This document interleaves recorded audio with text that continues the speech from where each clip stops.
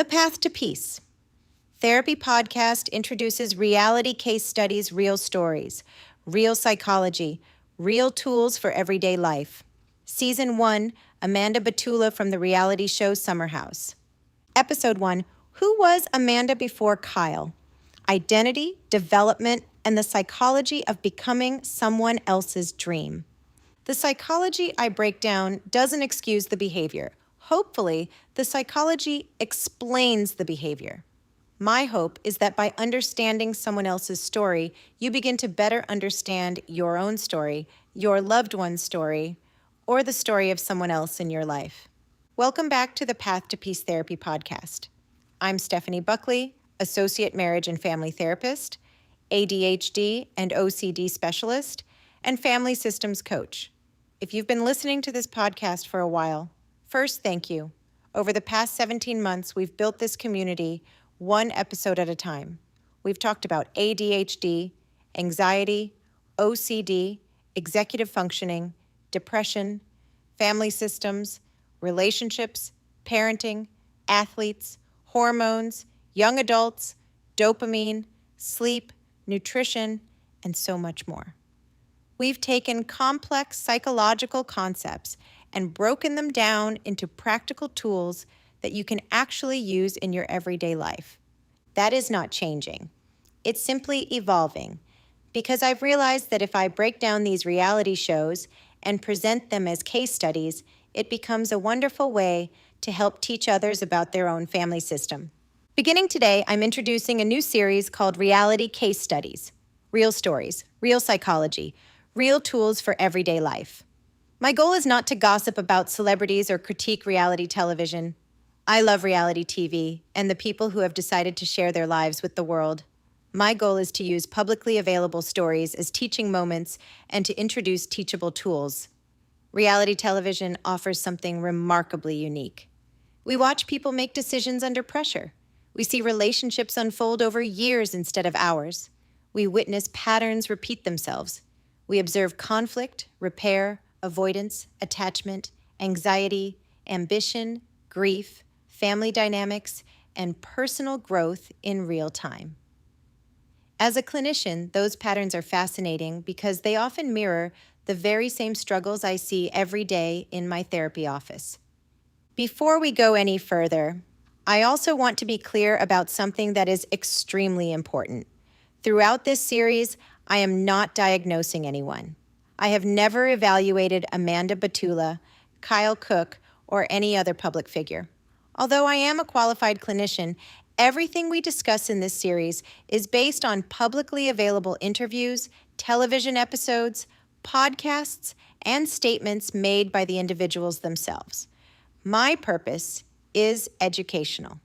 I want to help you learn psychological concepts that you may begin recognizing in your own family system, your own relationships, or perhaps even within your own life. Too often, people hear a psychological term on social media and immediately begin labeling everyone around them. He's a narcissist. She's bipolar. They're toxic. That isn't what psychology is meant to do. Psychology helps us become curious. It helps us ask better questions. Instead of asking, what's wrong with this person? We begin asking, I wonder what happened to them? I wonder what experiences shaped this pattern? I wonder what function this behavior serves. That shift from judgment to curiosity changes everything. One of the reasons I wanted to begin this series with Amanda Batula from Summer House is because I think so many people misunderstand her story. Depending on who you ask, Amanda has been described as lazy, controlling, unmotivated, depressed, anxious, codependent, difficult, dramatic, a pick-me girl, and even someone who simply stayed too long in an unhealthy relationship. But what if those descriptions are only scratching the surface? What if, instead of asking whether Amanda is right or Kyle is wrong, we ask a much deeper question?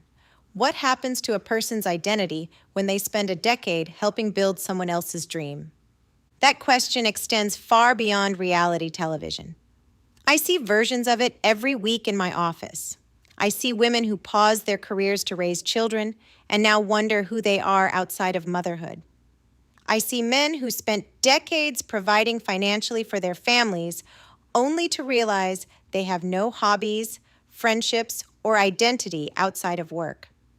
I see young adults who become so focused on meeting everyone else's expectations that they lose sight of what actually matters to them. The details may be different, but the psychological process is often remarkably similar.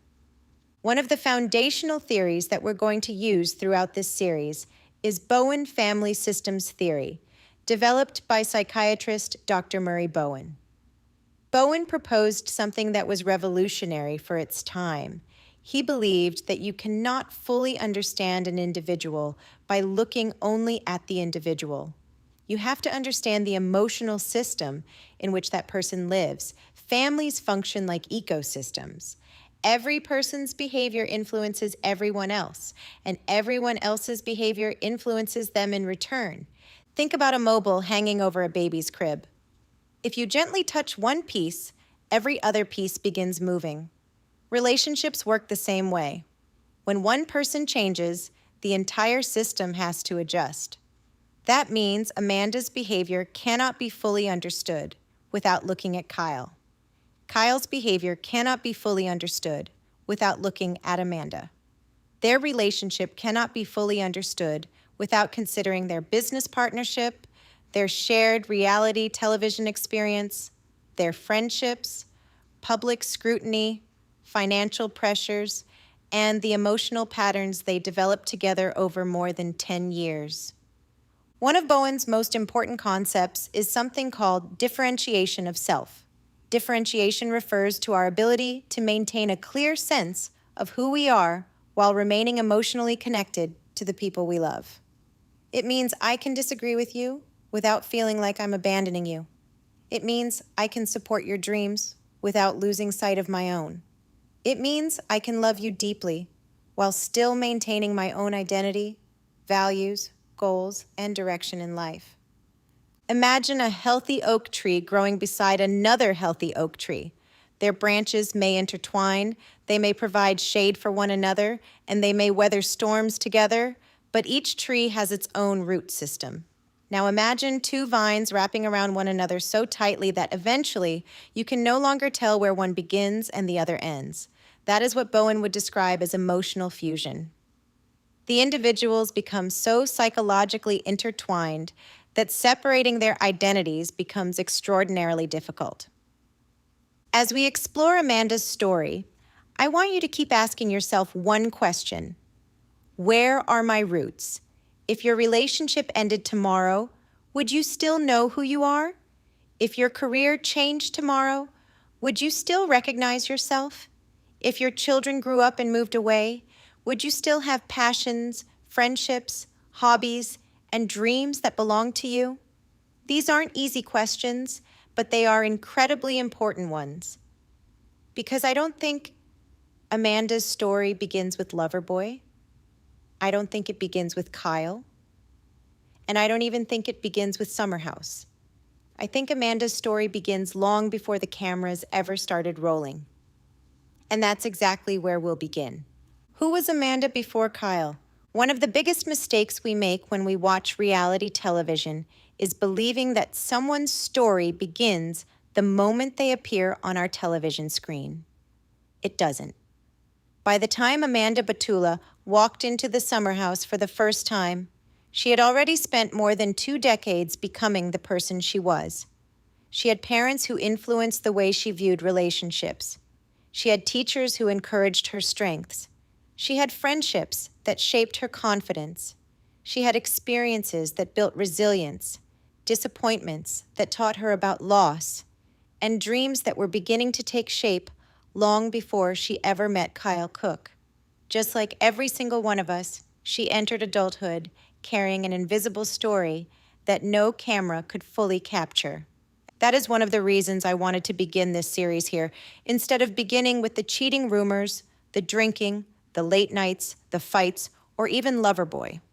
Those moments make for entertaining television, but they don't explain why 2 people remain together for 10 years despite repeated cycles of hurt, repair, disappointment, hope, and exhaustion. If we want to understand the ending, we first have to understand the beginning. Psychology is rarely about one isolated event. It is about understanding the pattern that develops over time. As a family systems therapist, I often tell my clients that I am much less interested in the argument they had yesterday than I am in the emotional system that has been quietly developing for years. A single argument rarely tells me very much. A pattern repeated over hundreds of interactions tells me almost everything. That is why Bowen family systems theory is so valuable. Rather than asking who is right or who is wrong, Bowen encourages us to ask a different question. How did this emotional system become organized? That subtle shift changes everything because we stop looking for villains and begin looking for patterns. Before Amanda became known as Kyle's girlfriend, Kyle's fiancée, Kyle's wife, or the creative force behind Loverboy, she was building a career of her own. After graduating from college, she worked in design and branding, eventually becoming a senior designer at L'Occitane, a globally recognized skincare and beauty company with operations in more than 90 countries. This was not a temporary position or an entry-level role. It represented years of education, talent, discipline, and professional growth. She had earned a place inside an international company where she was developing expertise in branding, visual identity, consumer psychology, packaging, marketing, and creative direction. I think this detail is incredibly important because it completely changes the narrative that many viewers have about Amanda. Throughout the years, she has often been described as lazy, unmotivated, or lacking ambition. Yet those labels simply don't fit the evidence of who she was before her life became intertwined with Kyle's. Someone does not become a senior designer at a multi-billion-dollar global company by lacking work ethic. Creative industries are highly competitive. They require deadlines, organization, collaboration, innovation, and the ability to consistently deliver high-quality work. Amanda had already demonstrated those abilities long before viewers ever watched her struggle with piles of laundry, unanswered emails, depression, or overwhelming responsibilities. This is where developmental psychology becomes so important. Amanda entered her relationship with Kyle when she was approximately 23 years old. Kyle was roughly 9 years older, already in his early 30s. At first glance, 9 years may not seem significant. Plenty of healthy relationships include age differences. The issue is not the number itself. The issue is where each person is developmentally when the relationship begins. During our early 20s, the brain is still undergoing significant development. One of the last regions of the brain to fully mature is the prefrontal cortex. The prefrontal cortex is often referred to as the brain's chief executive officer because it is responsible for executive functioning. Executive functioning includes planning, organization, impulse control, emotional regulation, prioritization, decision-making, working memory, and the ability to delay gratification. While many people hear that the brain is fully developed around age 25, what is often overlooked is that the years leading up to that point are extraordinarily important for identity formation. Identity formation is the developmental process through which we begin answering some of life's biggest questions. Who am I? What kind of career do I want? What values matter most to me? What kind of partner do I want to become? What kind of family do I hope to build? What boundaries feel healthy? Which relationships bring out the best version of me? These are not questions most people answer overnight. They are answered gradually through experience, mistakes, exploration, and growth. Imagine two people hiking through a forest. One has already spent 10 years exploring different trails and has a fairly good sense of direction. The other is just beginning the journey, still figuring out which paths feel right. Neither person is wrong, but they are at different developmental stages. When those two people decide to walk the same trail together, it is natural that the person with more life experience may unintentionally have a stronger influence over the direction of the journey. Again, This is not inherently unhealthy. Many age gap relationships thrive, but it does mean that the younger partner's identity may become more susceptible to being shaped by the relationship itself. That possibility becomes especially important when we return to differentiation of self.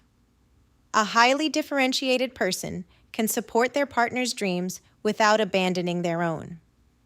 They can disagree without feeling that the relationship is threatened. They can tolerate discomfort without losing themselves emotionally. Think about two dancers performing together. They move beautifully in harmony, but each dancer still knows their own steps. They do not become one person. They remain two individuals dancing together.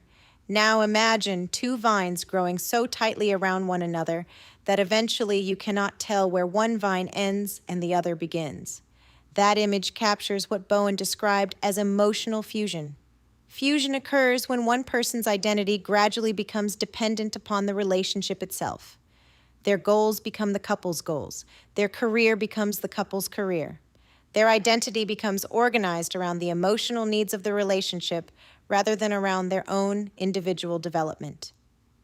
As we continue Amanda's story, I want you to hold on to that image because it becomes one of the central themes of this series. The question is not whether Amanda loved Kyle. I believe she did. The question is not whether Kyle loved Amanda. Based on everything we have seen publicly, I believe he genuinely loved her as well. Love, however, is only one ingredient in a healthy relationship. Love alone does not prevent emotional fusion. Love alone does not create differentiation. Love alone does not guarantee emotional safety. One of the questions I ask many of my clients is deceptively simple. If your relationship ended tomorrow, would you still know who you are? Sometimes there is a long silence, not because they don't love their partner, but because somewhere along the way, they slowly stopped investing in themselves. Their hobbies disappeared. Their friendships became secondary. Their career aspirations were postponed. Their identity gradually narrowed until it became almost impossible to separate who they were from who they were inside the relationship. As we look back at Amanda before Kyle, what strikes me most is not a woman who lacked ambition. I see a young woman who had already demonstrated talent, discipline, creativity, and professional success. She was on a trajectory that belonged entirely to her. She had her own employer, her own supervisors, her own performance reviews, her own opportunities for advancement, and a career path that was independent of any romantic relationship. That independence matters because it provided something psychologists often describe as self-efficacy, the belief that I can influence the direction of my own life. Self-efficacy develops every time we face a challenge, solve a problem, master a new skill, or accomplish something through our own effort. It becomes one of the strongest protective factors against anxiety, depression, and helplessness. When we believe our actions matter, we are more likely to take healthy risks, recover from setbacks, and continue growing. When we gradually lose opportunities to experience mastery, our confidence often begins to erode. Amanda was entering adulthood with that sense of mastery already developing. She was not waiting for someone to rescue her. She was building something meaningful, and in many ways, that makes everything that follows even more psychologically significant. Two people, two developmental timelines. One, relationship beginning to form. When Amanda and Kyle first met, I don't think either of them believed they were stepping into what would eventually become one of Bravo's longest-running relationships. Like most couples, they were simply two people attracted to one another, enjoying one another's company, and trying to figure out where life might take them.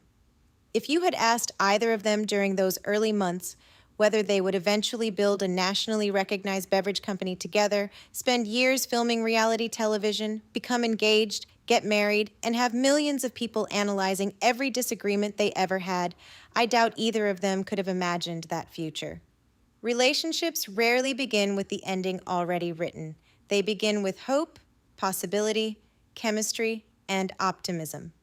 What makes this relationship particularly interesting from a psychological perspective is not simply that there was an age difference.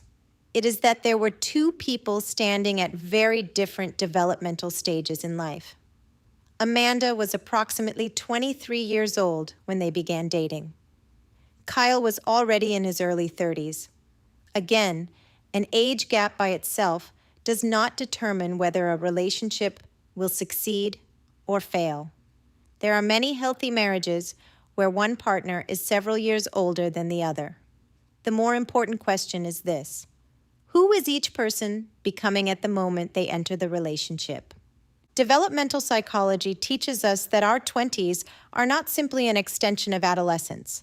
They are a unique developmental season during which we are building the foundation of adulthood. We are learning how to manage money, establish careers, choose healthy friendships, tolerate disappointment, navigate conflict, understand boundaries, and discover the type of partner who brings out the best version of ourselves. We are answering questions that we often don't even realize we're asking. Who am I? What matters to me? What kind of life do I want? What kind of work gives me purpose? Where do I want to live? What does family look like to me? These are not questions that most people answer overnight. They are answered gradually through experience. Kyle, on the other hand, had already spent nearly another decade navigating adulthood. He had started businesses before Loverboy. He had lived independently. He had established a lifestyle, a friend group, routines, habits, and a vision of how he wanted his life to look. Whether those patterns were healthy or unhealthy is almost secondary at this point. The important observation is that many of those patterns were already well established before Amanda entered his life. In many ways, Amanda entered a system that already existed, while Kyle was welcoming someone into a life that had already begun taking shape. This is where Bowen family systems theory offers such a valuable lens. Bowen believed that whenever two people come together, they don't simply bring their personalities into the relationship. They bring entire emotional systems. They bring family rules, childhood experiences, attachment styles, beliefs about conflict, expectations around marriage, ideas about money, assumptions about parenting, communication habits, and unconscious coping strategies. Two family systems are quietly meeting long before anyone realizes it. Imagine two rivers flowing through completely different landscapes. One river has moved gently through forests and open fields. The other has rushed through steep mountains, carving sharp turns and deep valleys. When those two rivers eventually merge, the water doesn't suddenly become identical. Both rivers continue influencing the current. Relationships work much the same way. We don't leave our history behind when we fall in love. We carry it with us, often without even realizing it. One concept that Bowen emphasized repeatedly is that anxiety does not stay contained within one person. It moves through the relationship system. If one person becomes anxious, the entire system reorganizes itself in an attempt to restore emotional balance. Bowen called this homeostasis.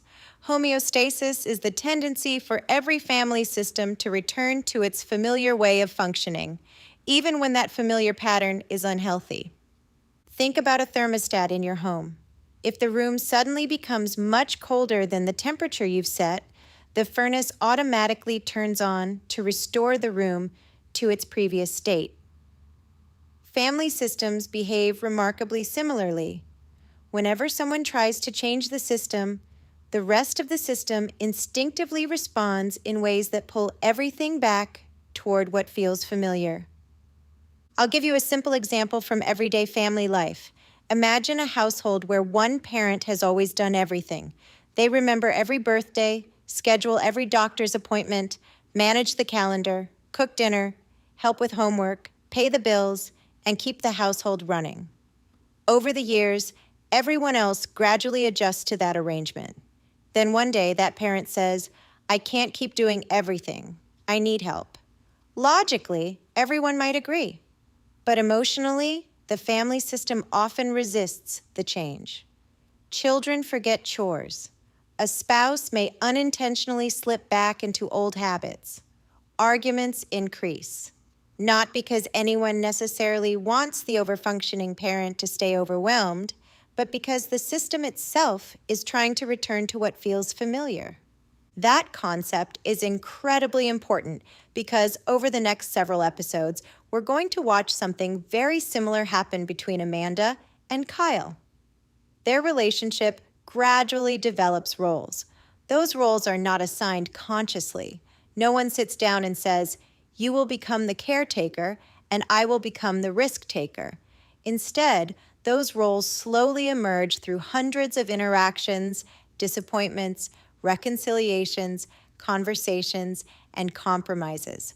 Little by little, an emotional system develops. One of the things I found fascinating as I went back and rewatched many of the earlier seasons was how often Kyle described Amanda as the nicest girl I've ever met. On the surface, that sounds like a beautiful compliment.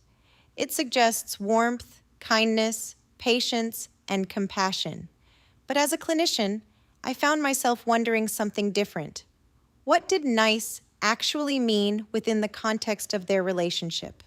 Did it mean emotionally generous? Did it mean forgiving? Did it mean accepting? Or did it also mean that Amanda was willing to tolerate behaviors that another partner might have challenged much earlier? That is not a criticism of Amanda. Many of us, especially in our 20s, confuse being loving with being endlessly accommodating.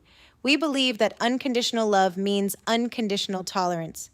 We tell ourselves that if we are patient enough, supportive enough, understanding enough, or forgiving enough, eventually the relationship will become what we hoped it would be. Sometimes that happens. Sometimes people genuinely grow together. Other times, however, endless accommodation unintentionally teaches the relationship that the pattern can continue without meaningful change. There is another statement Kyle made in those early years that has always stood out to me. He commented that Amanda was younger and wasn't putting pressure on him to get married right away. Again, there is nothing inherently wrong with taking your time before marriage. In fact, I often encourage couples to move slowly. But psychologically, that comment is interesting because it highlights that they were approaching the relationship from different developmental timelines. Amanda still had years ahead of her to continue building her career, exploring adulthood, and discovering who she was becoming. Kyle, meanwhile, was already well established in his adult lifestyle. Those differences don't automatically create problems, but they do shape expectations, priorities, and the roles that each partner gradually begins occupying. As we continue this story, I want you to keep one question quietly in the back of your mind. Who was adapting to whom? Was Amanda simply becoming an adult? Or was she gradually becoming the version of herself that fit into Kyle's already established world? There is an important difference between growing together and growing around someone else's life. At first, that difference is almost impossible to see. Over time, however, it can become one of the defining themes of a relationship. And I believe that is exactly where Amanda's story begins to move from a love story into a family systems story. Every fall is a new chapter: hope, intermittent reinforcement, and the psychology of repeating cycles. As I rewatched the early seasons of Summer House, one particular statement kept standing out to me. It wasn't shouted during an argument, and it wasn't delivered during one of the dramatic reunion episodes. In fact, it was said during one of the happiest moments of their relationship. Kyle was proposing to Amanda, and while reflecting on their years together, he made a comment that, at first, sounds incredibly romantic. He said that every fall was a new chapter. The first time I heard it years ago, I didn't think much of it. It sounded poetic.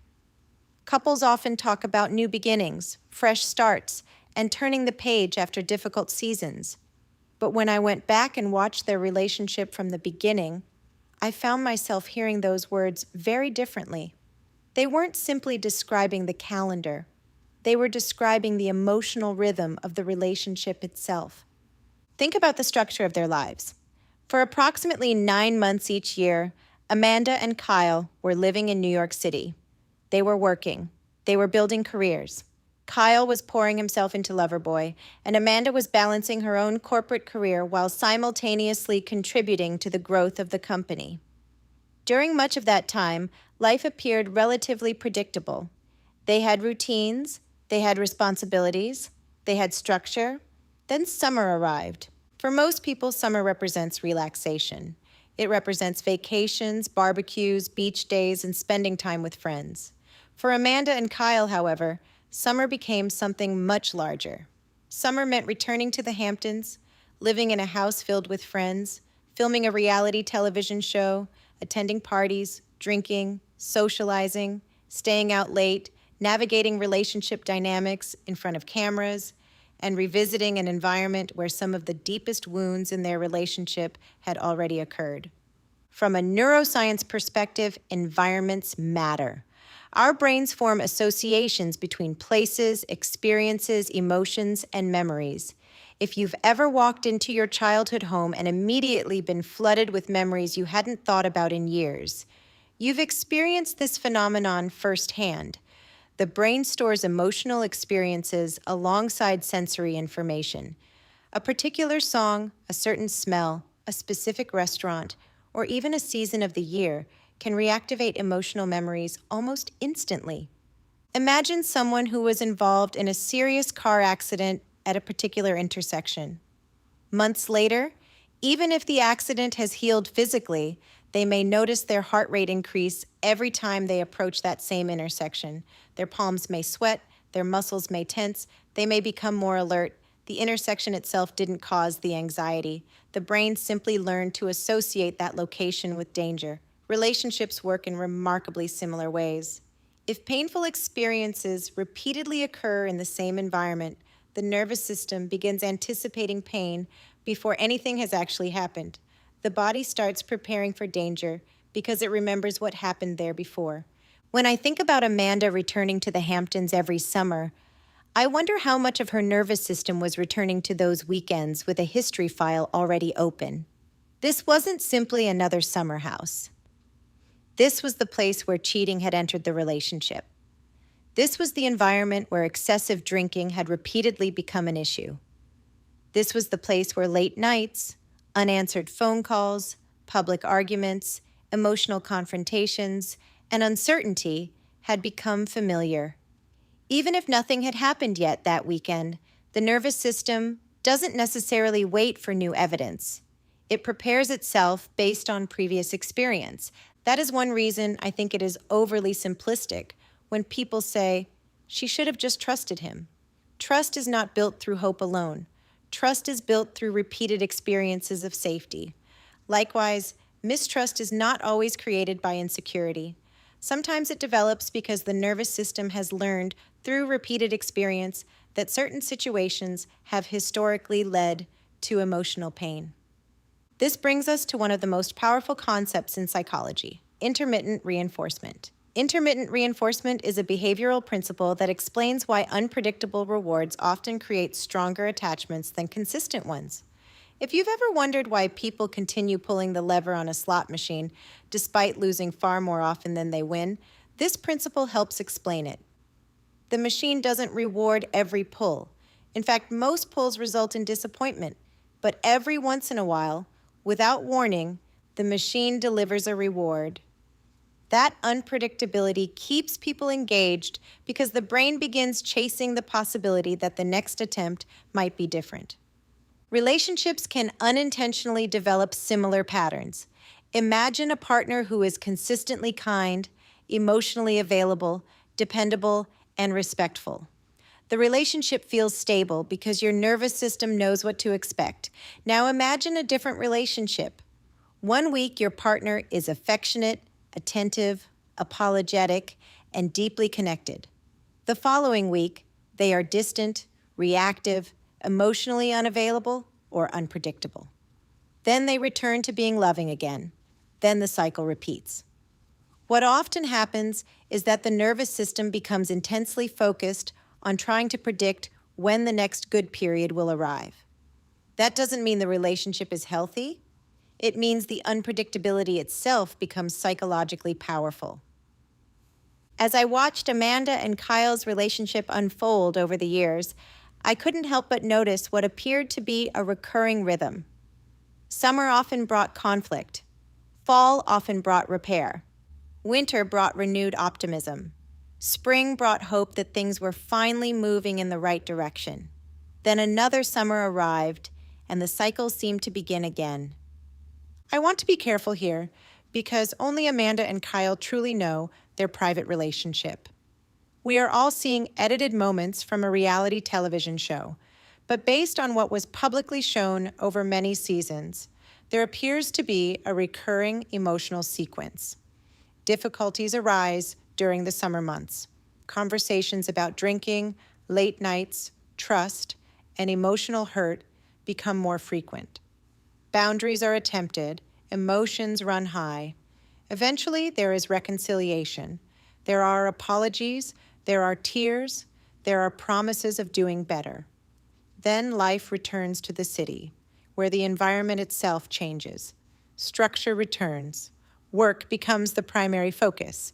The relationship stabilizes, at least temporarily. That is why Kyle's comment that every fall is a new chapter struck me so differently the second time around.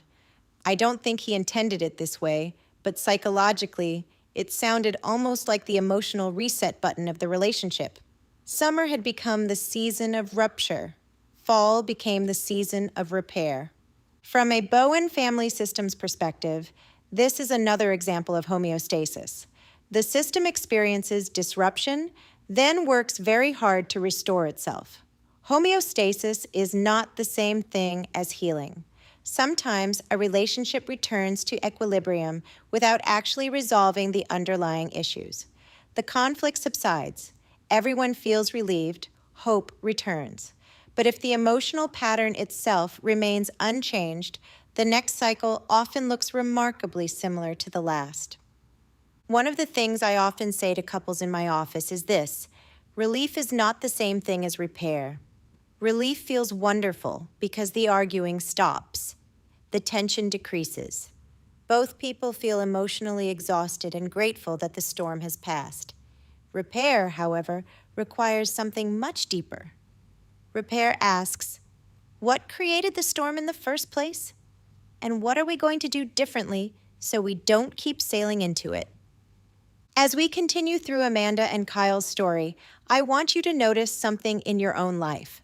Are there seasons, holidays, environments, or recurring situations that seem to bring out the same relational pattern over and over again? Maybe every Thanksgiving ends in conflict. Maybe every vacation leads to disappointment. Maybe every time work becomes stressful, the same argument resurfaces. Bowen would encourage us not to focus only on the individual argument, but on the emotional system that keeps recreating it. Because once you begin recognizing the pattern, you are no longer simply reacting to your life. You are beginning to understand it. From partner to caretaker, how relationship roles slowly become family roles. One of the most powerful ideas in Bowen family systems theory is that families naturally organize themselves into roles. These roles are rarely discussed openly. Nobody sits around the dinner table assigning jobs. Instead, the roles emerge gradually because every family system is constantly trying to reduce anxiety. When one person begins doing something consistently, everyone else begins adjusting to it.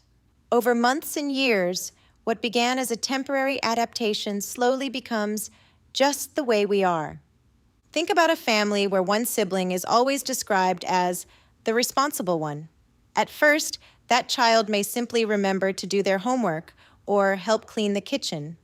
Over time, however, everyone begins expecting that child to be responsible. Parents rely on them more. Younger siblings look to them for guidance. Eventually, that child may feel responsible for everyone's emotions, everyone's problems, and everyone's success. What started as one behavior quietly becomes an identity. The same thing can happen inside a romantic relationship. One partner gradually becomes the planner. The other becomes more spontaneous. One becomes the emotional processor. The other becomes the conflict avoider. One remembers birthdays, schedules appointments, pays bills, organizes holidays, notices what groceries are running low, keeps track of everyone's calendar, and carries what researchers now refer to as the mental load. The other partner may not intentionally stop doing those things, but because one person consistently steps in, the system slowly reorganizes around that reality. Bowen described this as overfunctioning and underfunctioning. These are not character flaws. They are relationship positions. An overfunctioner is someone who gradually takes on more responsibility than belongs to them. They anticipate problems before they happen.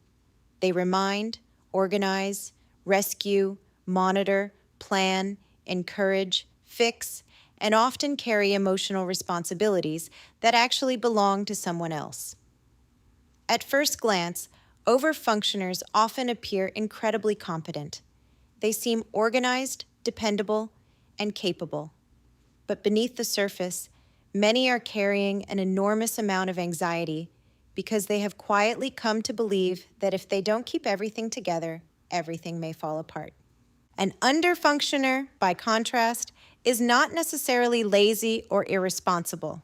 Underfunctioning develops when someone becomes increasingly dependent upon another person's overfunctioning. The more one partner steps in, the fewer opportunities the other partner has to develop those same muscles. It's a little like carrying someone else's backpack every day. At first, you're simply helping because you care. Eventually, they stop expecting to carry it themselves, and you stop expecting them to. Let me give you an example that has nothing to do with Amanda and Kyle.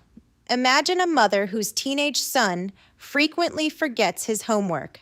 The first few times she reminds him because she wants him to succeed. Then she begins checking his backpack every evening.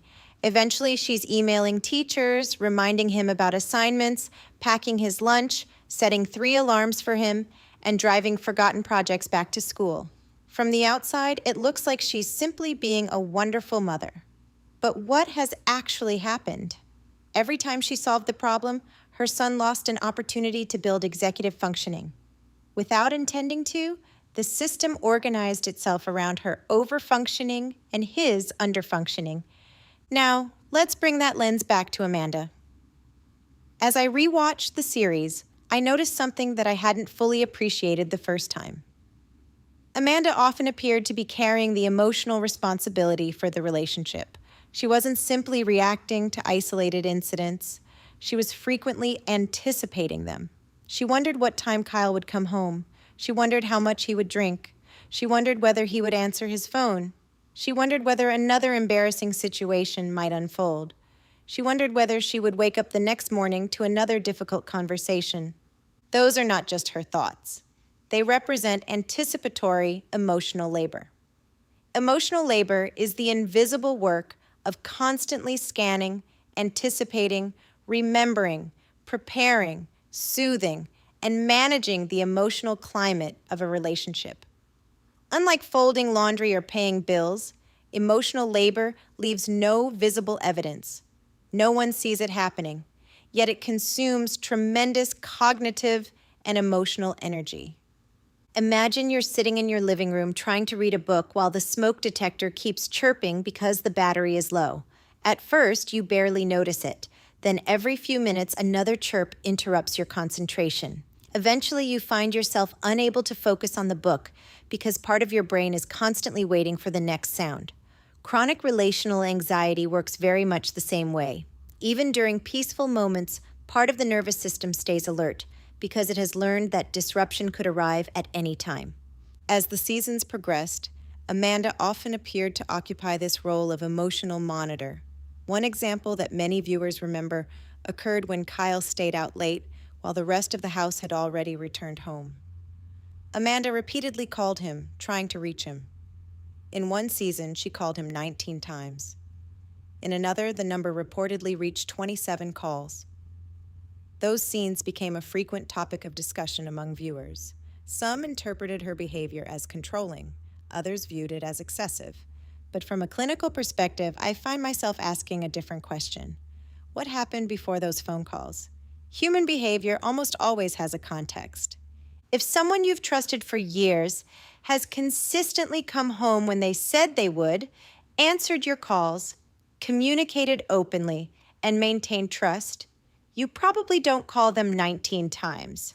But if your nervous system has repeatedly learned that late nights, excessive drinking, unanswered phones, and previous betrayals are connected, those repeated phone calls begin looking less like an attempt to control another adult and more like a nervous system desperately searching for safety. Again, that doesn't necessarily make 19 phone calls an effective strategy. Two things can be true at the same time. A behavior may be understandable while also being unhelpful. One of the goals of therapy is helping people replace survival strategies with healthier strategies. But before we can change a behavior, we first need to understand what function it has been serving. Another pattern I noticed was how frequently Amanda appeared to be regulating not only her own emotions, but Kyle's as well.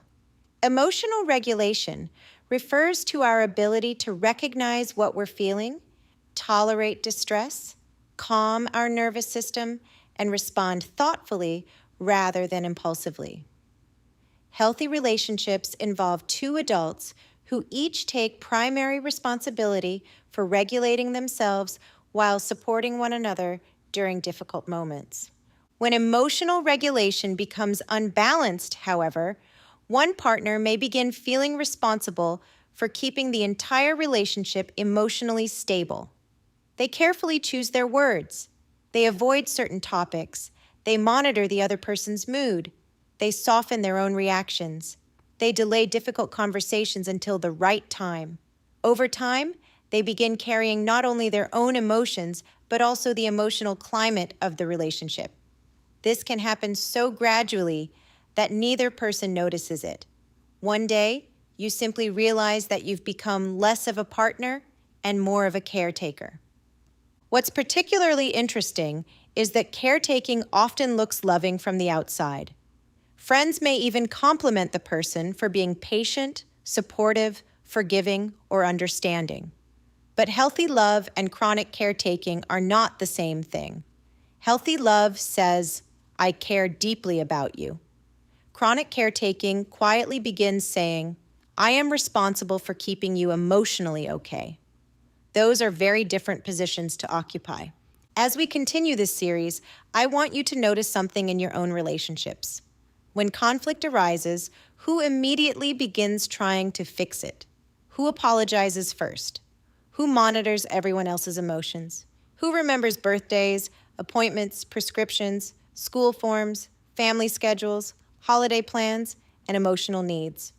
Who feels guilty relaxing because they're constantly thinking about what still needs to be done? These questions aren't designed to assign blame. They're designed to help us recognize whether our family system has gradually organized itself into roles that no longer serve us. Because one of the most important truths Bowen ever taught is this: the role you play today may not be the role you consciously chose. It may simply be the role your family system slowly trained you to occupy. And once you begin seeing those roles, you also begin realizing something incredibly hopeful. Roles can change. So if Amanda was slowly becoming the caretaker in the relationship, what was happening inside her brain and nervous system after years of carrying that emotional load? Why did viewers begin seeing piles of laundry, unanswered emails, depression, emotional exhaustion, and what many people mistakenly labeled as laziness? To answer those questions, we have to leave relationship psychology for a moment and step into neuroscience. Because before we can understand Amanda's behavior, we first have to understand what chronic hypervigilance does to the brain. The brain never forgets. Hypervigilance, trust, and why Amanda's nervous system wasn't starting from zero. One of the biggest mistakes we make when we evaluate another person's behavior is that we only look at the moment directly in front of us. We see Amanda calling Kyle 19 times. We see Amanda becoming frustrated when he doesn't answer. We see Amanda crying after another late night. We see Amanda questioning whether he's been drinking too much. We see Amanda appearing anxious before he even walks through the front door. If we only look at those isolated moments, it is easy to conclude that she is overreacting, controlling, insecure, or overly emotional. Psychology asks a different question. Instead of asking, why is she reacting like this? We ask, what has her brain learned over the past 10 years? That question changes everything. Our brains are prediction machines. Their primary responsibility is not making us happy. Their primary responsibility is keeping us alive. Every single day, your brain is scanning your environment, asking one question over and over again. Am I safe? Most of us imagine danger as something dramatic. We think about fires, car accidents, or someone jumping out from behind a corner. But your nervous system does not only respond to physical danger, it also responds to emotional danger. Rejection, betrayal, abandonment, humiliation, chronic criticism, unpredictability, and repeated disappointment all activate many of the same neurological pathways involved in physical threat. Your brain doesn't simply remember facts, it remembers feelings. Think about the last time you accidentally touched a hot stove. You probably didn't need to consciously remind yourself the next day that the burner was hot. Your brain remembered for you. The next time you reached toward that stove, your body likely slowed down automatically. You may have been more cautious without even realizing it. That isn't weakness, that's learning. Relationships work in exactly the same way.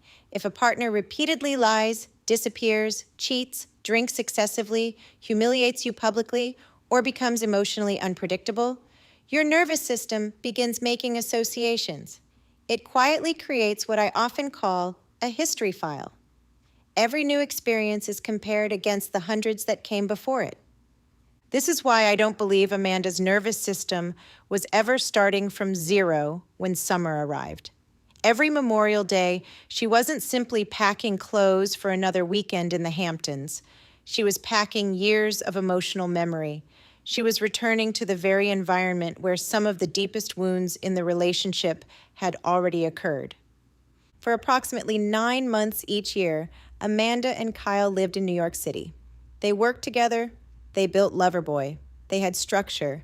They had routine. Then summer would arrive, and they would move into a house where drinking became the central social activity. Nights became longer.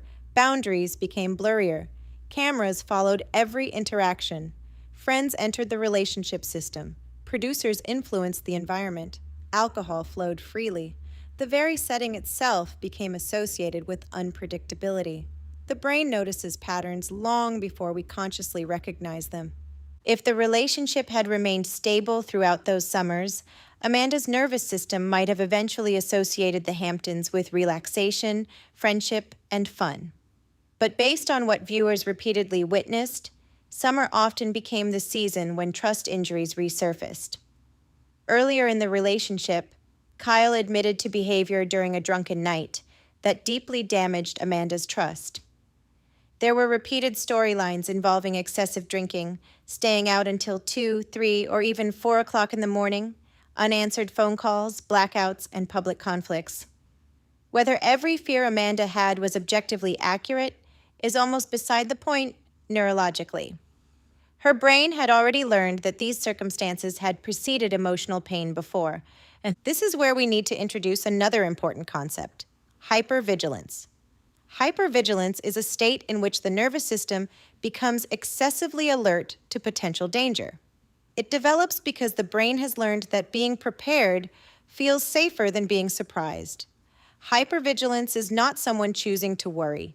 It is the nervous system trying to prevent another injury. Imagine a soldier returning home after combat. They may instinctively notice every exit in a crowded restaurant. Their body may react strongly to loud noises. Their nervous system has learned that scanning the environment increases survival. Most people would immediately understand why that happens after repeated trauma. Relational trauma can produce a similar pattern. If your partner has repeatedly hurt you in the same context, your brain begins scanning for signs that it might happen again. You become more attentive to changes in tone of voice. You notice how many drinks they've had. You pay attention to what time it is. You look at your phone more frequently. You wonder why they haven't responded. You become aware of small details that other people might completely overlook because your nervous system believes those details matter. That doesn't mean every fear is accurate. It means every fear has a history. This is why I think Amanda's repeated phone calls deserve a more nuanced discussion than they often receive online. During one season, viewers watched her call Kyle 19 times after he stayed out late. During another season, that number reportedly increased to 27 calls. The internet quickly labeled her controlling, obsessive, and dramatic. But I wonder something else. What if those phone calls were less about control and more about fear? Again, I'm not suggesting that repeatedly calling someone is the healthiest way to regulate anxiety. It isn't. Healthy communication requires both people to tolerate uncertainty without escalating. But effective therapy never begins by judging a coping strategy. It begins by asking what purpose that strategy was trying to serve. If someone repeatedly checks that the front door is locked, we don't simply tell them to stop checking. We ask what danger their brain is trying to prevent. If someone repeatedly calls their partner, we ask what danger their nervous system believes it is preventing. Those are two very different conversations. This is also where attachment theory begins overlapping with neuroscience. Throughout this series, we're going to talk much more about attachment. But for now, I'll introduce one important idea. Attachment theory suggests that our early relationships teach us what to expect from close relationships later in life. When adult relationships become unpredictable, inconsistent, or emotionally unsafe, our attachment system becomes activated. The attachment system is designed to preserve connection because, from an evolutionary perspective, staying connected increased our chances of survival. When Amanda repeatedly reached for her phone, it may have looked like she was chasing Kyle. From a neuroscience perspective, however, it may have been something deeper. Her attachment system may have been desperately trying to restore emotional safety. The tragedy is that many anxious behaviors accidentally produce the very outcome the person fears most. The more Amanda reached toward Kyle, the more he sometimes appeared to experience her as controlling or overwhelming. The more Kyle withdrew, stayed out, minimized concerns, or became defensive, the more activated Amanda became. Each person's coping strategy unintentionally reinforced the other's deepest fear. That is exactly what we'll explore in our next episode when we break down the anxious avoidant attachment cycle. But before we leave today's conversation, I want you to ask yourself something. When you become anxious, what does your nervous system do? Do you send another text? Do you keep checking your phone? Do you over-explain? Do you withdraw? Do you clean the house? Do you become busy? Do you shut down? Do you try to solve everyone else's problems because it gives you a temporary sense of control? Those behaviors aren't just random. They're adaptations. They're your nervous system trying to protect you using strategies that may have made perfect sense at one point in your life. The beautiful thing about understanding psychology is that once you understand why your nervous system developed those strategies, you no longer have to stay trapped inside them, because awareness is always the first step toward change. So now we've begun to understand Amanda's nervous system. We've explored how repeated experiences can shape the brain, why hypervigilance develops, and why behavior that looks irrational often has a deeply rational origin. But there is another piece of Amanda's story that I believe has been almost completely overlooked. Long before viewers began calling her lazy or unmotivated, Amanda had already built an impressive career of her own. Next, we're going to examine the career she walked away from, the identity she invested in Loverboy, and why understanding that sacrifice changes the entire narrative. The career she didn't just leave, the identity she invested. One of the reasons I wanted to spend so much time introducing Amanda before Kyle is because our brains have a tendency to judge people based on the version we first meet. Most viewers met Amanda on Summer House. They met her through arguments, relationship stress, Piles of clothes, missed emails, depression, overwhelm, procrastination, and eventually conversations about wanting to start something of her own. Because that is the Amanda the audience met, many people unconsciously assumed that this had always been who she was. Psychology reminds us that behavior always has a history. Before Amanda became associated with Loverboy, she was building a career that was entirely her own. She graduated from college and worked her way into the design world, eventually becoming a senior designer at L'Occitane, an internationally recognized beauty and skincare company operating in more than 90 countries. At the time Amanda worked there, L'Occitane was generating well over $1 billion annually in revenue and had established itself as one of the world's premier lifestyle and skincare brands.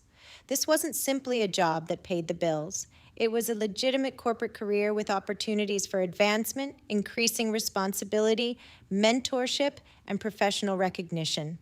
As a therapist, I think this piece is incredibly important because it immediately challenges one of the strongest public narratives surrounding Amanda. Lazy people generally do not become senior designers at global companies.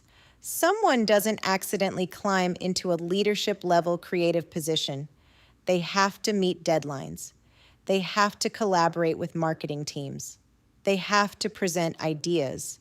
They have to revise projects. They have to manage competing priorities. They have to tolerate criticism. They have to consistently produce high-quality work under pressure.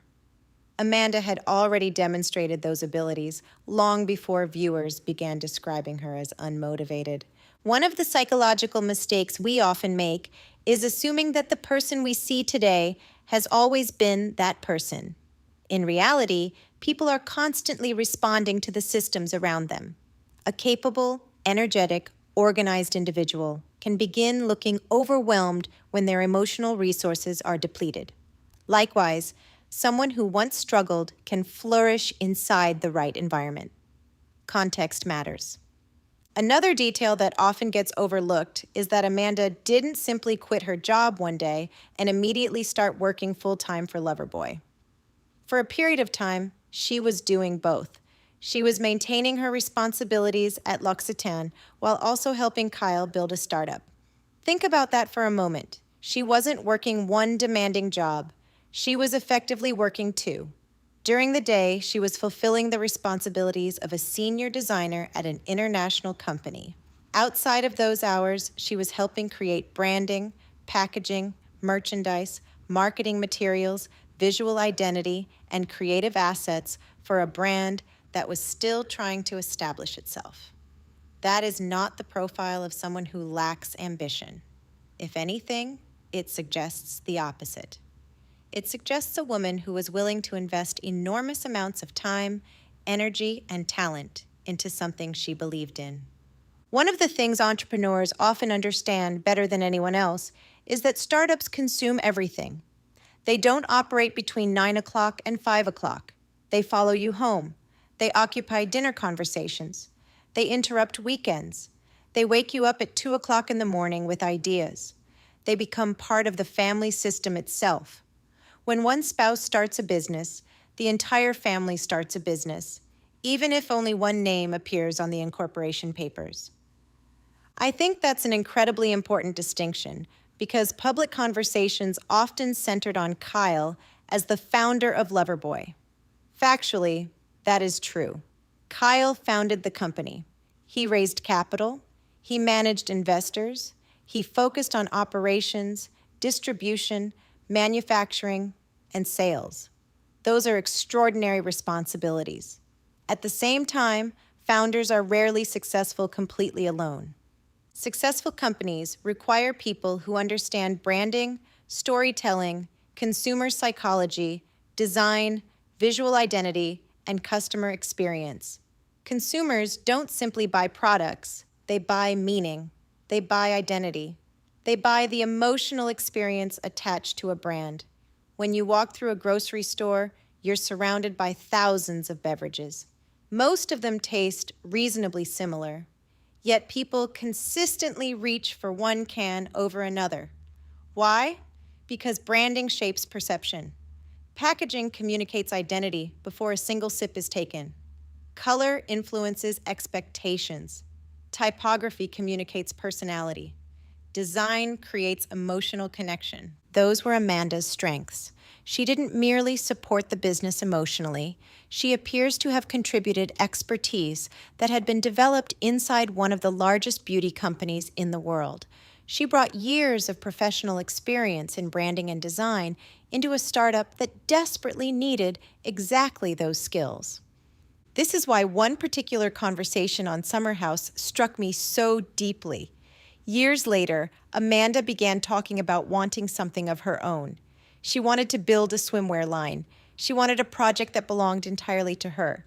She described feeling as though she had spent years helping build Kyle's dream while struggling to identify where her own dream fit into the picture. I don't think that conversation was really about swimsuits. I think it was about identity. Bowen Family Systems Theory uses the term differentiation of self to describe our ability to remain emotionally connected while still maintaining our own individuality. Differentiation asks a very important question. Can I love you deeply without disappearing? That question applies to marriages. It applies to parenting. It applies to friendships. It even applies to workplaces. Healthy differentiation allows us to say, I support your dream, and I also have dreams of my own.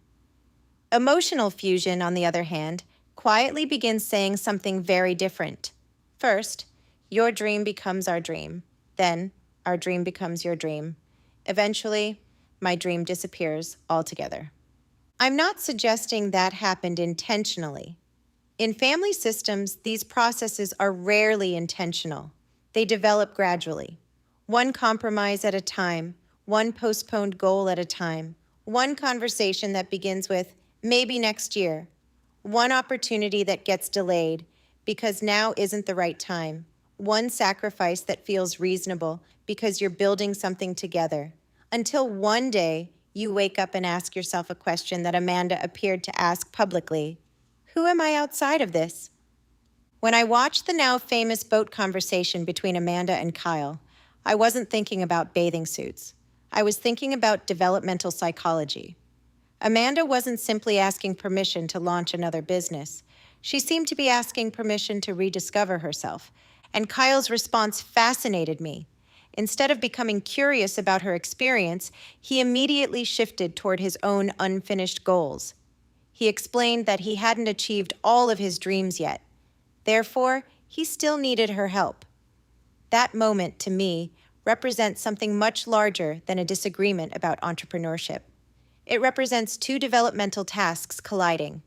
Amanda appeared to be asking, can I become more fully myself? Kyle appeared to be asking, can you stay beside me until I become who I'm still trying to become? Neither question is inherently wrong. The tragedy is that they may have been asking different questions entirely. One was seeking differentiation. The other was seeking continued partnership around a shared mission. Neither necessarily realized they were speaking different psychological languages. And when couples begin speaking different psychological languages without realizing it, they often spend years arguing about the surface issue while completely missing the deeper one. The swimsuit line was never just about swimsuits.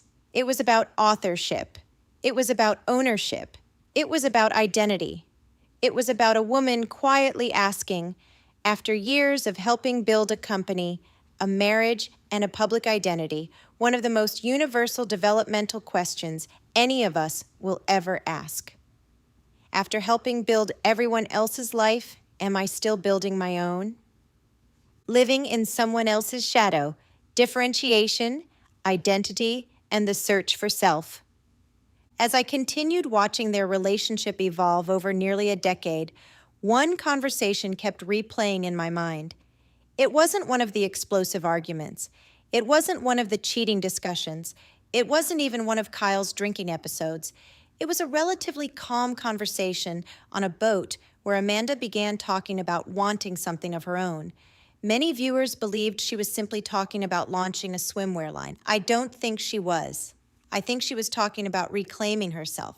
Remember, Differentiation of self refers to a person's ability to remain emotionally connected to the people they love while still maintaining a clear sense of who they are as an individual. It means I can support your dreams without abandoning my own. I can love you deeply without losing myself. I can disagree with you without feeling like our entire relationship is threatened. My identity doesn't disappear simply because I'm part of a couple. Healthy differentiation sounds like this. I love you, and I also have my own goals. I support your career, and I also want to continue growing mine. We are partners, but we are still two separate people. Fusion sounds very different. Fusion quietly whispers, if you succeed, we succeed. If your dream needs me, mine can wait. I'll figure out what I want later. The difficult part is that emotional fusion almost never happens overnight. It happens gradually. One compromise, one postponed opportunity, one sacrifice that feels reasonable, then another, until years later you wake up asking yourself a question you never imagined asking. Who am I anymore? As I watched Amanda over the years, I couldn't help noticing that her identity became increasingly intertwined with Kyle's. She wasn't simply Amanda. She became Kyle's girlfriend, then Kyle's fiancée, then Kyle's wife, then Kyle's business partner, then the creative director for Loverboy, then one half of one of Bravo's most recognizable couples. Every major area of her life became connected to the same person: her romantic relationship, her career, her finances, her public identity, her television storyline, her business, her future family plans. When one relationship begins occupying every major area of a person's life, differentiation becomes increasingly difficult. Imagine if every morning you woke up, worked with your spouse all day, filmed television together, attended promotional events together, discussed business together, went home together, talked about work together, worried about finances together, and then repeated that process every single day. Where do you exist? Where is the space to discover what excites you independent of your partner? Where is the opportunity to learn what you're capable of when your accomplishments aren't automatically attached to someone else's name? Those are developmental questions, and they're incredibly important. Developmental psychology teaches us that our 20s and early 30s are typically the years when we establish our adult identity. We experiment with careers. We discover our strengths. We learn what energizes us. We fail. We succeed. We change directions. We become increasingly confident in who we are. Amanda appeared to begin that process. She had built a promising corporate career. She had professional momentum. She had her own employer, her own supervisors, and her own opportunities for promotion. Then, understandably, she made a decision that many supportive partners make. She invested in building a future together. There is absolutely nothing wrong with making that choice. The question becomes what happens when one person's dream keeps expanding while the other person's identity keeps shrinking. This is why one sentence Kyle said stayed with me. During their conversation about Amanda wanting to pursue her own business, Kyle responded by saying something to the effect of, "I haven't achieved my dreams yet." When I heard that, I paused the television, because psychologically, that sentence carries tremendous weight. On the surface, it sounds practical. He's building a company. Startups require enormous commitment. He still needs help. But underneath that sentence is another message that Amanda may have been hearing. My dream still comes first. Your dream can wait. We aren't finished building mine yet. Whether Kyle intended that message or not isn't actually the most important question. The important question is how Amanda experienced it, because communication isn't simply about intention, it's about impact. Think about Amanda's perspective for a moment. She had already left a successful corporate career. She had already helped build Loverboy. She had already contributed years of branding expertise. She had already attached her public identity to the company. She had already worked nights and weekends while maintaining her corporate position before joining Loverboy full-time. She had already spent years supporting his vision. Now she was asking for something that belonged solely to her. Not because she wanted to abandon Kyle, and not because she wanted the marriage to fail. She simply wanted something that answered a very human developmental question. What belongs to Amanda? That question is incredibly healthy. In fact, Bowen would argue that couples with stronger differentiation often have stronger marriages because each partner continues developing throughout the relationship. Healthy marriages don't require two people to become one person. Healthy marriages require two complete people choosing one another every day. One of the saddest moments for me came when Amanda said she felt like she had always lived in Kyle's shadow. That sentence wasn't really about business. It wasn't about swimsuits. It wasn't about branding. It was about identity. Imagine spending years hearing people describe the company as Kyle's company, Kyle's dream, Kyle's vision, Kyle's success. Meanwhile, much of your work lives behind the scenes: the branding, the packaging, the merchandise, the creative direction, the visual identity, the consumer experience. Consumers recognize the product, but they don't necessarily recognize the person who helped create how it feels. That kind of invisible contribution can slowly wear on someone's sense of self, especially when they already sacrificed a career trajectory that was entirely their own. This is why I believe Amanda's swimwear company was psychologically much bigger than a business. It represented authorship. For the first time in years, she was creating something where no one could say it was someone else's dream. If it succeeded, it would be Amanda's success. If it failed, it would be Amanda's lesson. Either way, it would belong to Amanda. Sometimes differentiation doesn't begin when someone leaves a relationship. Sometimes differentiation begins the first time someone says, "I think I want something that's mine." And I wonder how many people listening today have quietly asked themselves that same question. Maybe you've spent years raising children. Maybe you've spent decades supporting your spouse's career. Maybe you've poured everything into caring for aging parents. Maybe you've built someone else's business. Maybe you've always been introduced as someone's wife, someone's husband, someone's mom, someone's dad, someone's assistant, someone's employee. At some point, many people ask, who am I outside of everyone I take care of? That isn't selfish. That isn't abandoning your family. That isn't rejecting your marriage. It's differentiation. It's healthy development. It's becoming more fully yourself while remaining connected to the people you love. And in my clinical work, I've often found something fascinating. The healthiest relationships aren't the ones where two people become inseparable. They're the ones where two whole people continue growing individually while choosing to grow together. Perhaps that is the deeper story Amanda was trying to tell. Not, I don't love Kyle, but rather, I miss Amanda. When your marriage becomes public property, reality television as a family system. So we've explored how Amanda's identity gradually became intertwined with Kyle's, and why differentiation is one of the healthiest developmental tasks any of us can pursue. But there is another layer to this story that makes everything we've discussed even more complex.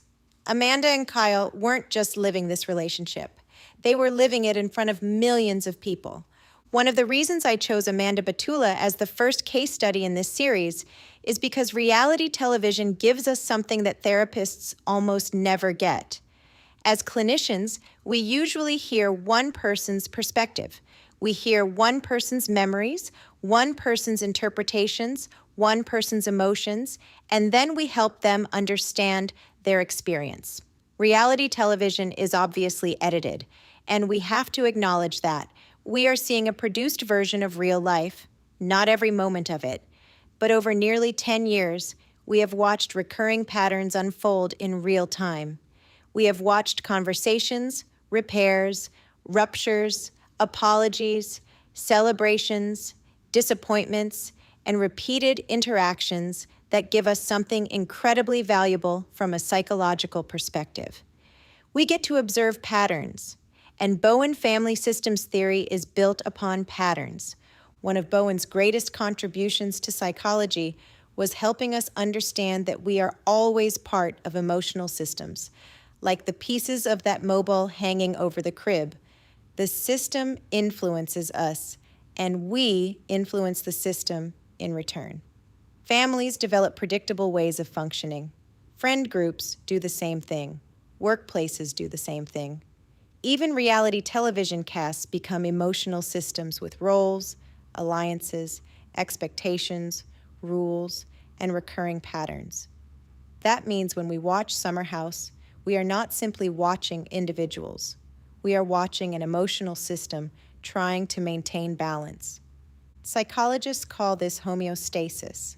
Homeostasis refers to a system's tendency to maintain its familiar way of operating, even when that way of operating is unhealthy. Human beings naturally assume that healthy systems seek health. They don't. Systems seek familiarity. Let me give you an example. Imagine a family where one child is always the responsible one. They remember birthdays. They organize holidays. They take care of aging parents. They keep everyone connected. Then one day that person decides they are exhausted and says, "I'm not doing Thanksgiving this year." What happens? Does everyone calmly adapt? Usually not. The entire family becomes activated. Someone says they're selfish. Someone becomes angry. Someone starts crying. Someone calls repeatedly trying to change their mind. Not because Thanksgiving is impossible without them, but because the family system doesn't like change. The system wants its old balance back. That's homeostasis. Now let's apply that to Amanda and Kyle. For years, the relationship developed a familiar rhythm. Kyle would drink, Kyle would stay out late, Amanda would become anxious, Amanda would call, Amanda would confront him, Kyle would become defensive. The next day, Kyle would become remorseful. He would cry, he would apologize. Amanda would soften, the relationship would stabilize. Then, several weeks later, the cycle would begin again. Notice something important. Everyone had a role. Amanda became the pursuer, Kyle became the distancer, Amanda became the monitor, Kyle became the free spirit, Amanda became the planner, Kyle became the apologizer. Those roles became so familiar that eventually everyone around them began expecting them. Even viewers expected them. How many times did Andy Cohen ask some version of, "So did Kyle stay out too late this summer?" It became part of the identity of the relationship. That's what systems do. They organize around predictable roles. Another concept Bowen introduced is triangulation. A triangle forms whenever tension between two people gets pulled into a third relationship. Think about a child whose parents are constantly arguing. Rather than resolving their conflict directly, one parent begins confiding in the child. Now the child carries emotional weight that doesn't belong to them. That's a triangle. Or imagine two coworkers who aren't getting along, so each begins complaining to another colleague. Now the third coworker becomes emotionally involved in a conflict that wasn't originally theirs. That's another triangle. Reality television creates triangles everywhere. Amanda and Kyle weren't simply managing a marriage. Their marriage also included the producers, the cameras, the audience, the cast, the confessionals, social media, podcasts, BravoCon, interviews, family members, business partners, and investors. Every argument immediately spread through multiple emotional systems. Think about that for a minute. Most couples have an argument in their kitchen. Amanda and Kyle had arguments that millions of people later discussed online. Imagine making one of the worst mistakes of your marriage, and strangers continue debating it 10 years later. That changes the emotional experience entirely. One moment that stood out to me repeatedly throughout the series was how often Amanda had to regulate herself while everyone else watched. Let's think about what regulation actually means. Emotional regulation is our ability to experience strong emotions without becoming completely overwhelmed by them. It allows us to stay connected to our thinking brain while our emotional brain is activated. Here's an everyday example. Suppose your boss criticizes a presentation you've worked on for weeks. Your immediate emotional response might be embarrassment, frustration, or anger. If you're able to regulate yourself, you might take a breath, ask questions, gather feedback, and continue the conversation productively. If you're emotionally dysregulated, you might storm out, burst into tears, yell, or completely shut down. Neither response tells us whether you're a good person. It tells us about the current state of your nervous system. Now imagine Amanda sitting at dinner while Kyle announces something deeply personal on national television. He discusses her sex drive. He calls her lazy. He calls her a hoarder. He says she isn't fun. He questions her work ethic. He minimizes her concerns. Those aren't conversations happening privately after cameras leave. They're happening while cast members are watching, while camera operators are filming, while millions of future viewers will eventually analyze every facial expression. Now, Amanda has multiple emotional tasks happening simultaneously. She has to process what Kyle just said. She has to decide whether to respond immediately. She has to think about how everyone else at the table is interpreting the interaction. She has to realize her parents will eventually watch it. Her friends will watch it. Future employers could watch it. Social media will discuss it. Podcasters will dissect it. That is an extraordinary amount of emotional regulation being asked of one person. And I often wondered whether viewers underestimated just how much energy that required. There were multiple occasions when Kyle disclosed difficult information while cameras were rolling. Amanda rarely had the luxury of saying, "I need 24 hours to think." She couldn't pause filming. She couldn't leave the room without that becoming part of the storyline. She had to metabolize emotionally significant information while simultaneously performing emotional regulation in front of an audience she couldn't even see yet. That is not how most human beings process grief, betrayal, disappointment, or uncertainty. It's psychologically unnatural. This is why I think reality television offers such fascinating case studies. Not because the people are different from us, but because the emotional processes become visible. Many of us have experienced some version of Amanda's situation. Perhaps not on television, but maybe at Thanksgiving dinner, maybe during a family vacation, maybe during a work meeting, maybe in front of extended family, maybe at church, maybe at your child's sporting event. Many of us know what it feels like to hear something painful while simultaneously feeling pressure to keep ourselves together because everyone else is watching. That is emotional regulation under public pressure. And if you've ever experienced that, you know how exhausting it can be. The reality is that Amanda and Kyle weren't simply trying to save a marriage. They were trying to save a marriage while living inside one of the largest emotional triangles imaginable.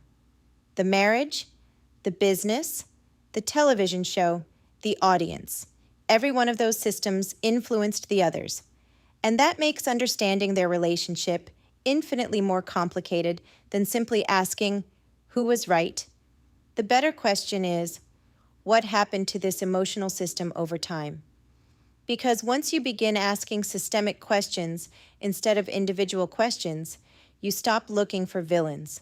You start looking for patterns, and patterns are where lasting change begins. The boundary cycle: why love alone doesn't change a family system. As a therapist, one of the biggest misconceptions I hear from people is that if someone cries after hurting you, then they must have changed.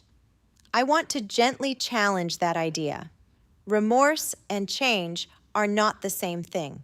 Someone can feel enormous guilt, someone can sincerely apologize, someone can genuinely love their partner, and yet the behavior can continue repeating itself over and over again. Those are not contradictions. They happen every day. One of the most fascinating and heartbreaking patterns I observed over the years between Kyle and Amanda was what I would call the boundary cycle. A boundary cycle develops when one partner repeatedly communicates that a behavior is emotionally painful. The other partner experiences distress when faced with the consequences. Repair temporarily occurs, but the underlying behavior never fundamentally changes. Eventually, both people become trapped in a relationship that revolves around rupture and repair rather than consistent emotional safety. Let's first define what a boundary actually is, because I think boundaries have become one of the most misunderstood concepts in psychology. A boundary is not an attempt to control another person. A boundary is an expression of what I can emotionally tolerate. Control sounds like this. You're not allowed to go out with your friends. A healthy boundary sounds very different. When you repeatedly stay out until 3 or 4 in the morning after promising you wouldn't, my nervous system no longer feels emotionally safe. I need our relationship to look different if we're going to continue building a future together. Notice the difference. One attempts to control another person's behavior. The other communicates personal limits and emotional needs. Throughout many seasons of Summer House, Amanda appeared to be trying to establish boundaries around behaviors that had repeatedly damaged trust. She asked Kyle to communicate. She asked him not to disappear. She asked him to come home earlier. She asked him to drink less. She asked him to recognize how frightening those nights had become for her after the earlier betrayal. Those weren't isolated requests. They became recurring themes over nearly a decade. One example that stands out occurred when Kyle stayed out drinking long after everyone else had returned home. Amanda repeatedly tried reaching him by phone. One season, viewers watched her call 19 times. Another season, that number reportedly reached 27 calls. Luke even suggested she stop calling because she was becoming increasingly distressed. Many people watching that scene concluded Amanda was being controlling. I saw something different. I saw a nervous system desperately searching for certainty. Again, I'm not suggesting that repeatedly calling someone is the healthiest strategy. It isn't. But therapy doesn't begin by judging coping behaviors. Therapy begins by asking, what problem is this behavior trying to solve? Amanda wasn't trying to win an argument. She was trying to reduce uncertainty. Unfortunately, anxiety often creates behaviors that unintentionally push people further apart. Meanwhile, Kyle's response frequently followed its own recognizable pattern. He would come home intoxicated. Amanda would confront him. Instead of immediately validating her experience, the conversation often escalated. Sometimes he became defensive. Sometimes he became angry. Sometimes he minimized her concerns. Sometimes he told her she was overreacting. There were moments when he threw a pillow toward her, cursed at her, stormed out of the room, or dismissed what she was trying to communicate. There were also multiple occasions where, in confessionals or group settings, he referred to Amanda as not fun, compared her to an 80-year-old woman, publicly discussed their sex life, or described her as lazy or a hoarder. Regardless of intent, those comments became part of the public emotional environment Amanda had to live inside. Then something very interesting would happen the next morning. Kyle would often cry. He would express regret. He would apologize. He would say he felt terrible. He would acknowledge he shouldn't have stayed out. He would promise to do better.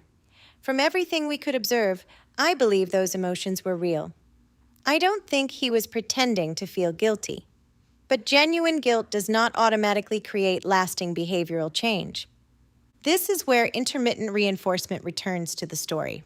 Remember, intermittent reinforcement is one of the most powerful learning mechanisms the brain has. It occurs when rewards happen unpredictably. Think about that slot machine again. If slot machines paid every single time, people would quickly become bored. If they never paid at all, people would stop playing. The reason they're so psychologically compelling is because the reward is unpredictable. Sometimes you win, sometimes you don't. Your brain keeps hoping the next pull will be different. Relationships can accidentally develop the same pattern. Amanda experienced hurt, then repair, then hope, then disappointment, then remorse, then closeness, then another rupture. The unpredictability itself can become emotionally binding. The relationship becomes organized around waiting for the next repair rather than preventing the next injury. That doesn't mean either person consciously chooses this pattern. It means the nervous systems of both partners begin adapting to it. Another Bowen concept that helps explain this is emotional homeostasis. Remember earlier when we talked about systems resisting change? Let's look at what repeatedly happened whenever Amanda appeared serious about changing the relationship. Whenever Amanda simply complained, the system kept functioning. Whenever Amanda cried, the system kept functioning. Whenever Amanda became frustrated, the system kept functioning. But whenever Amanda truly seemed ready to leave, everything changed. Kyle became overwhelmed. He cried. He feared losing her. He became deeply remorseful. The relationship temporarily reorganized around preventing separation. That is homeostasis. The emotional system worked very hard to restore its familiar balance. Notice something fascinating. The system didn't necessarily eliminate the original problem. It eliminated the immediate threat of losing the relationship. Those are two different goals. Many couples unknowingly become experts at preventing breakups while never fully resolving the patterns that keep creating them. One of the moments that struck me most happened after Amanda continued expressing concern about Kyle's drinking. Rather than discussing only the alcohol, Kyle often experienced her concerns as criticism or attempts to control him. Amanda, meanwhile, experienced his reactions as evidence that her emotional safety still wasn't being fully understood. This created what psychologists call a double bind. A double bind occurs when every available option carries emotional cost. If Amanda remained silent, she lived with anxiety. If she spoke up, she risked being labeled controlling, emotional, dramatic, or unsupportive. If she trusted him, she worried. If she monitored him, conflict increased. Every pathway hurt. Over time, living inside a double bind erodes confidence in your own judgment. You begin asking yourself questions like, am I asking for too much? Maybe I really am too sensitive. Maybe I should stop bringing this up. Maybe this time will actually be different. That internal conflict is exhausting. And here's something else I noticed. As the years progressed, Amanda's emotional presentation appeared to change. Earlier seasons often showed intense emotion. She cried, she pleaded, she questioned, she confronted. Later seasons often showed something different, less intensity, more resignation, more flatness, more statements like, I'm tired, I just don't have the patience anymore. Psychologically, that's significant. Anger often tells us someone still believes change is possible. Resignation often tells us the nervous system is running out of hope. That doesn't necessarily mean love has disappeared. It means emotional energy has. This is something I frequently see in my clinical work. People assume the relationship ended the day someone walked away. Often, emotionally, the relationship began ending years earlier, not because love disappeared, but because hope slowly became exhausted. That distinction matters, because once someone stops believing the pattern can change, their nervous system begins protecting itself differently. Not through fighting, but through emotional withdrawal. And that's exactly where episode 2 will begin, because the question is no longer, why didn't Amanda leave sooner?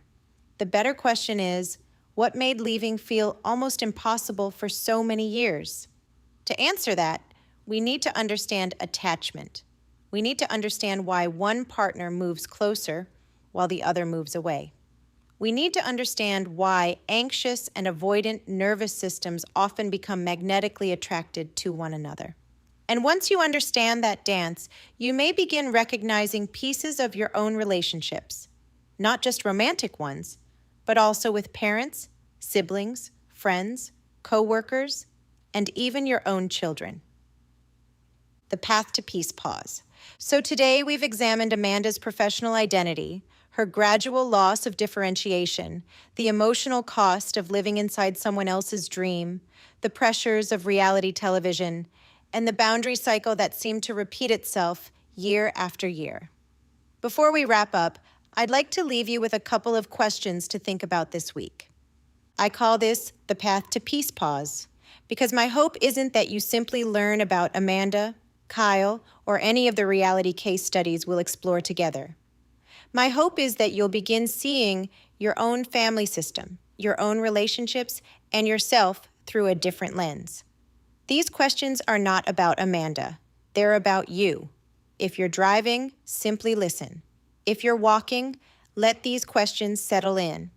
If you're sitting with your journal, write whatever comes to mind. There are no right or wrong answers. The goal is awareness, because awareness always comes before change. Reflection. Question number 1. Who are you outside of the roles you play every day? If you weren't someone's spouse, partner, parent, child, caregiver, therapist, coach, athlete, employee, or business owner, who are you? What parts of yourself have quietly been waiting for your attention? When was the last time you spent time getting to know yourself instead of taking care of everyone else? Reflection. Question number 2. Have you spent so much time helping someone else build their dream that you've unintentionally postponed your own? Maybe it's your spouse's career. Maybe it's raising children. Maybe it's caring for aging parents. Maybe it's supporting a family business. Whatever it is, ask yourself this. What dream have I quietly placed on the shelf? And what is one small step I could take this week toward bringing it back to life? Before we close today's episode, I want to share why I've chosen to create this reality case studies series. People often ask me why I'm using reality television as a teaching tool. The answer is actually very simple. As a clinician, I spend every day helping individuals, couples, and families understand patterns of human behavior. The challenge is that psychological concepts can sometimes feel abstract when we only define them from a textbook. It's much easier to understand a concept like emotional fusion, differentiation of self, hypervigilance, or intermittent reinforcement when we can actually observe those patterns unfolding over time.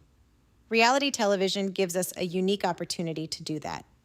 Unlike a 2-hour movie where characters are fictional and the story is scripted, reality television follows real people over many years. We watch relationships evolve, businesses grow, conflicts emerge, repairs happen, boundaries get tested, life transitions occur, and personalities mature. While these programs are edited for entertainment and don't capture every aspect of a person's life, they often provide a longitudinal view of publicly shared interactions that can be used to illustrate psychological concepts. That's exactly how I want you to think about these episodes. These are not episodes about judging Amanda Batula, Kyle Cooke, or anyone else we'll discuss in future reality case studies. These are educational case studies. Everything I discuss is based on publicly available material, including television episodes, interviews, podcasts, and statements that individuals have chosen to share publicly. I am not diagnosing anyone, and I cannot know what happens behind closed doors. Instead, I'm asking a different question. If these publicly observed patterns were brought into a therapy office, what psychological concepts might help us understand them? That is a very different exercise than deciding who is right or who is wrong. My goal isn't to tell you what to think about these individuals. My goal is to teach psychology in a way that helps you understand your own relationships more deeply. Because every time we explore differentiation, attachment, emotional regulation, executive functioning, family systems, grief, anxiety, depression, communication, or boundaries, I hope you'll become a little less interested in analyzing the people on your television screen and a little more interested in becoming curious about the emotional systems in your own life. That's where lasting change happens.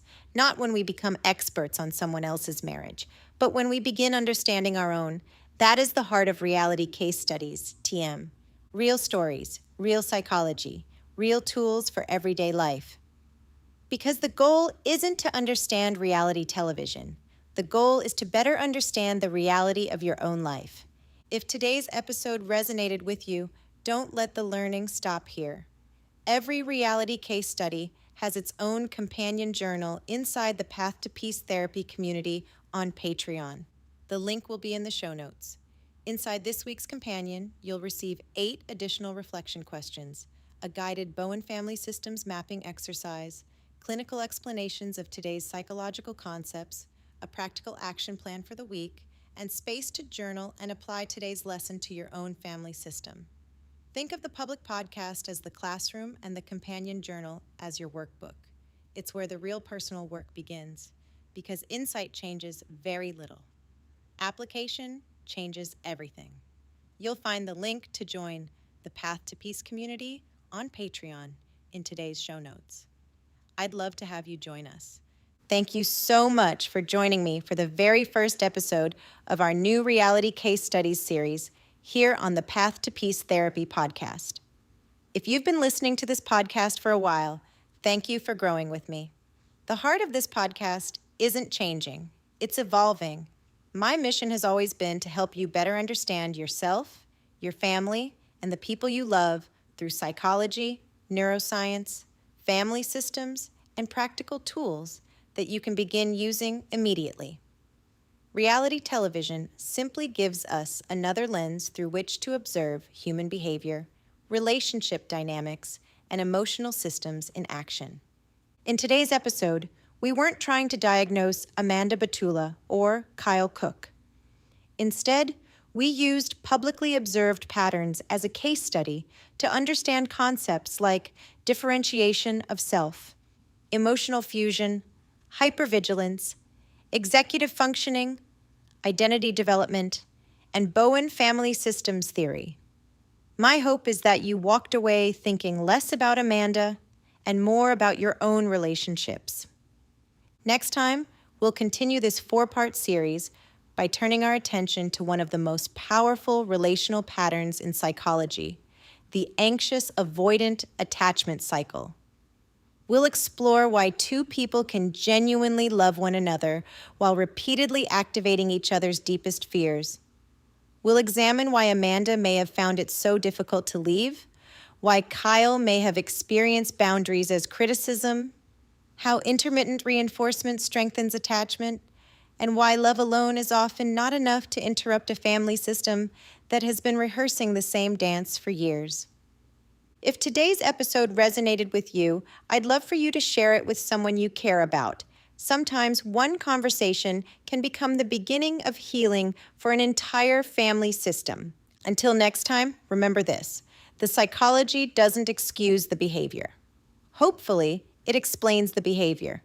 Because when we understand behavior, we stop asking, "What's wrong with this person?" And we begin asking, "What happened and what pattern am I seeing?" And when we understand patterns, we finally have the opportunity to change them. You cannot change what you do not understand. But once you begin to understand the system, you stop blaming people and start changing patterns. And when patterns change, families change. I'm Stephanie Buckley, AMFT, ADHD, and OCD specialist and family systems coach. Thank you for listening to the Path to Peace Therapy podcast. Until next time, take good care of yourself and each other.